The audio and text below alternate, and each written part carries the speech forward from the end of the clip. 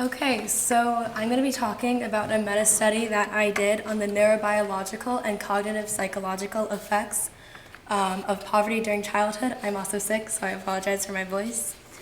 I chose to do the study as there's a stigma surrounding the children and actions inside the classroom that inhibits equitable accessibility to resources and limits the ability to pursue the student's full potential.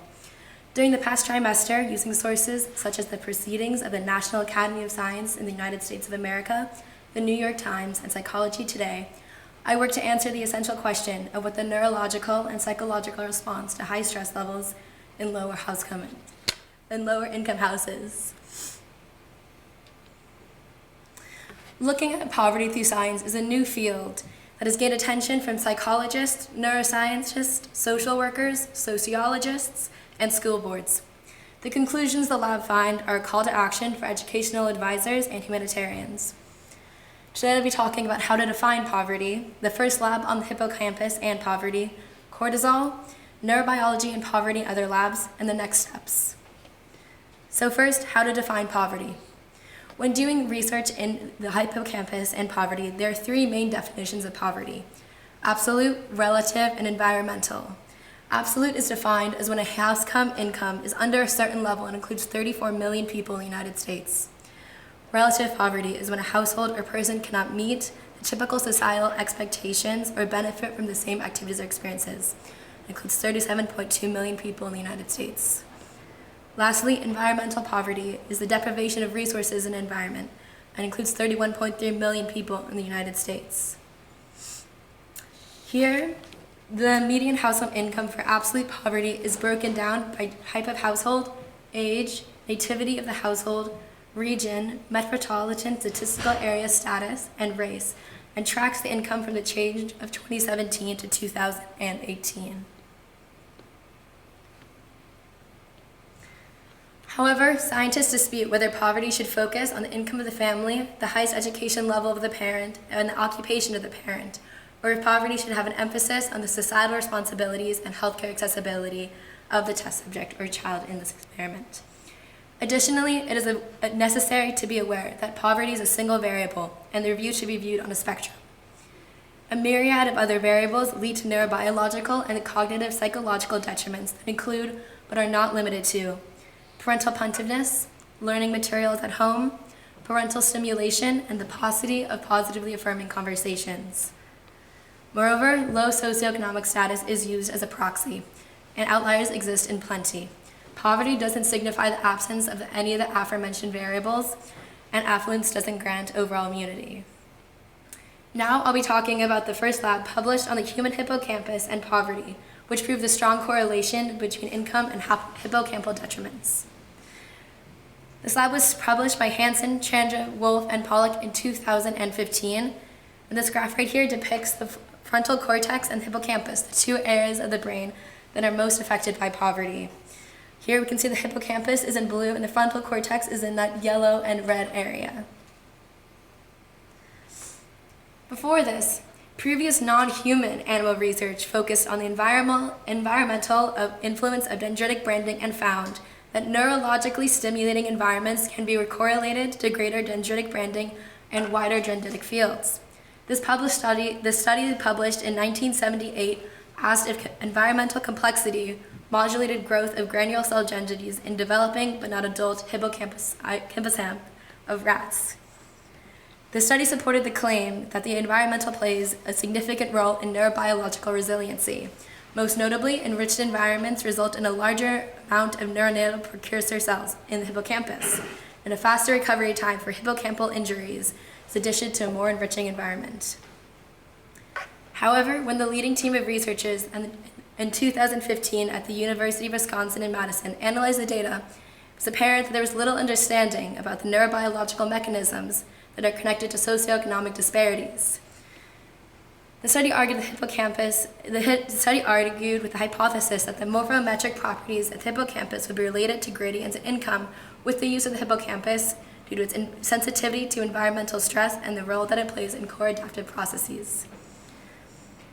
Behavioral and MRI data were taken from the National Institute of Health's MRI study of normal brain development. This database consists of clinical, behavioral, and neuroimaging metrics that are required with children aged 4 to 18. In this study, total household income was taken and broken into 9 levels of income with intervals of $5,000. The parent's highest educational degree was also recorded. And using voxel-based morphometric analytic framework, the correlation between income and hippocampal gray matter, or the tangible part of the brain that is associated with numerous functions and that enables individuals to control movement, memory, and emotions, was examined.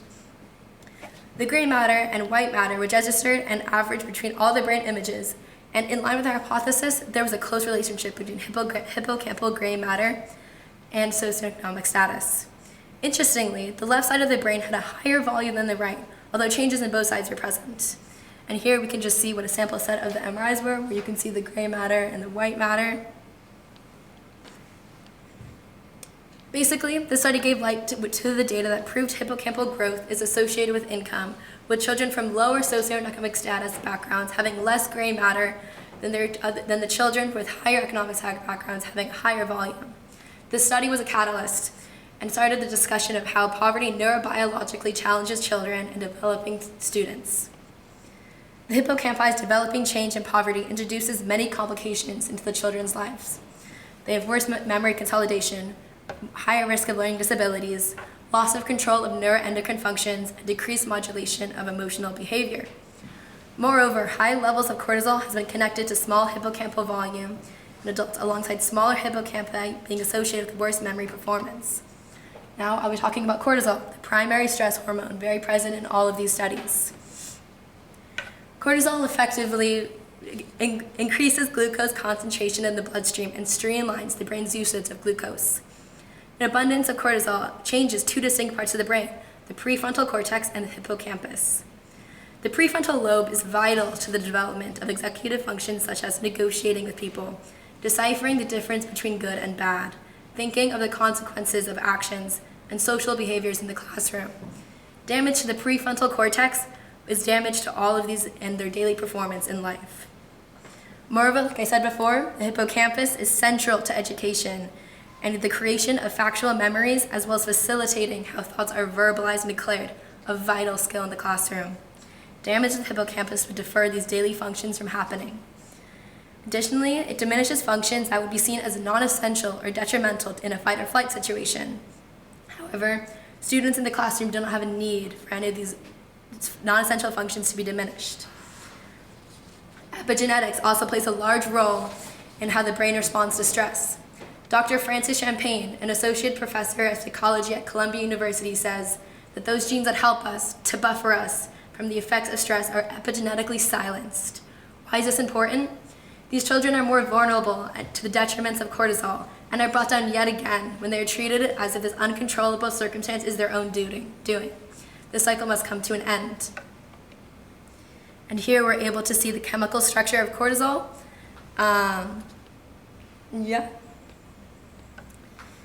Now I'll be looking at neurobiology and poverty in other labs. Kimberly Noble, a teacher at Columbia University's Teacher College, studied MRI scans of more than 1,000 subjects with her colleagues. The study included a diverse database with an age range of 3 to 20. Here, she found a visibly smaller hippocampus in children with lower socioeconomic standing yet again.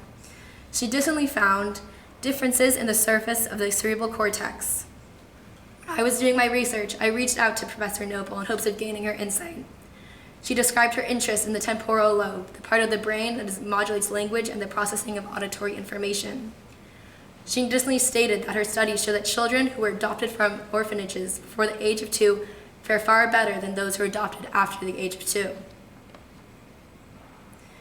Margaret Crotty, the executive director of Partnership with Children, uses the analogy of revving a car engine too fast for too long to depict what living in poverty is like as the cortisol levels are high and stay high. Again, Katie Haycock, the president and CEO of the Educational Trust, a nonprofit educational advocacy organization, says, "We take the very children who enter school with less and give them less in school too.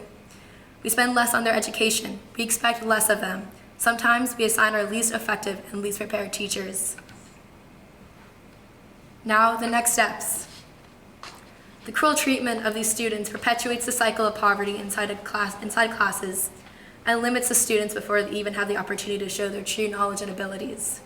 The U.S. Department of Education reported in 2011 that 40% of low-income do not get their fair share of state and social fund and local funds.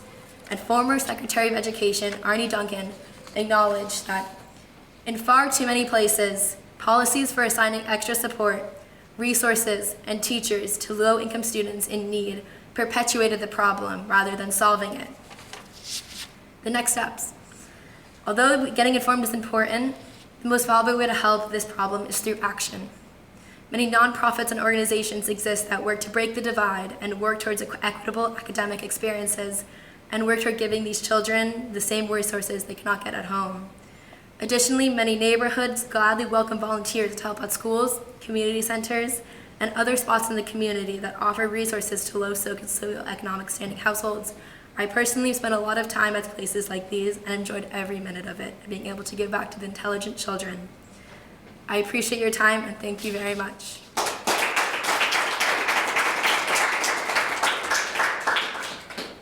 Are there any questions? Yeah.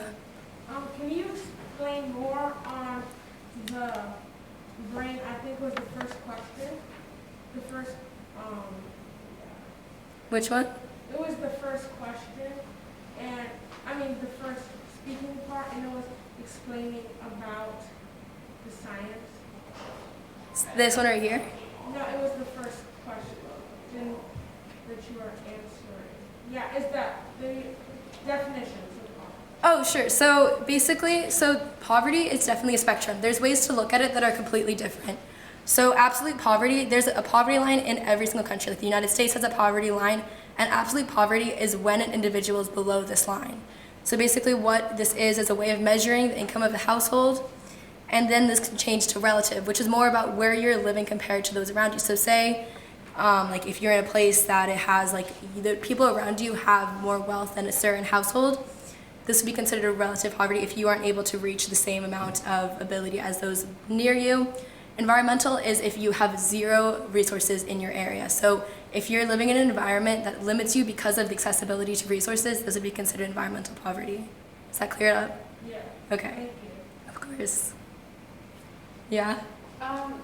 In like studies like this, how much of it, or does it like take into account like which factors are like biological, like oh maybe you're not getting the right nutrients because of that, versus like the cognitive parts that you were talking about? Definitely, yeah. There's a lot of studies that also show like how you were like when you were like developing and like during pregnancy, and how like prenatal care can actually affect a lot of this.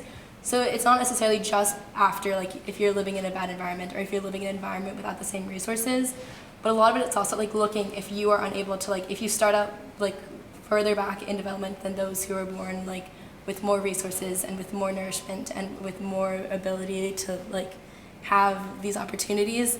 So we can also be looking at the biology of it and like coming from a place that like maybe put you already behind, and seeing how that could be like how you could be able to like reach this, and like the ability to like be at the same level as those peers or those that have more resources.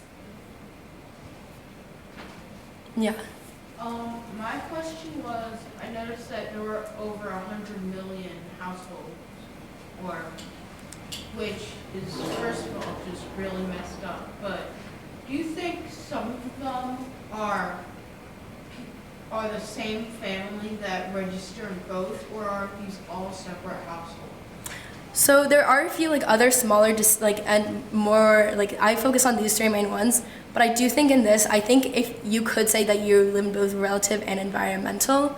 But like there are other ones. So there is like there's like definitely like way too many people living under the poverty line and living in places without resources. But I do think that like say like if 3,000 people said they were underneath the absolute poverty line, could also say that they live in relative poverty. Yeah. So you did mention and focus on cortisol being present in the studies that you were reading about and how they're linked to the fight or flight response. Can you explain the fight or flight response and what that is? Yeah, absolutely. So basically the fight or flight response is an innate response to seeing danger. So if you were to be, let's say, like walking alone and you hear like a really loud noise, biologically you have either two options, and there are a few other ones that have been added to psychology, but the main two are fight or flight, which basically means run away or fight whatever this danger is. So whenever you have raised cortisol, your body goes into active mode. It wants to be able to defend yourself. So in these households and in these students and in these children, they're always feeling like they are on edge. They always feel like they have to, like they are high stress and living in this environment of high stress. And so basically it's this like phenomenon where even in the classroom, when you are learning, you're not able to have the same experience because you're always living in this high stress experience. Yeah. You said at the end, talking about how people can start helping them. How could teachers in a classroom help the students who? I think a really big thing is knowing that these children who come from low socioeconomic standing households are not responsible for their actions. It takes like a lot of care and a lot of diligence and a lot of supporting these students to make them see themselves as equal to their peers and have the same access to learning environments. I think a really big issue is seeing these children as though they are not able or not going to go far in life, and seeing them as more than that. I think it's vital to see these students have the same opportunities, the same resources as those around them. So for teachers, this includes supporting them the same way, giving them the same opportunities, talking to them the same way that they talk to higher socioeconomic standing households. Any other questions? Okay.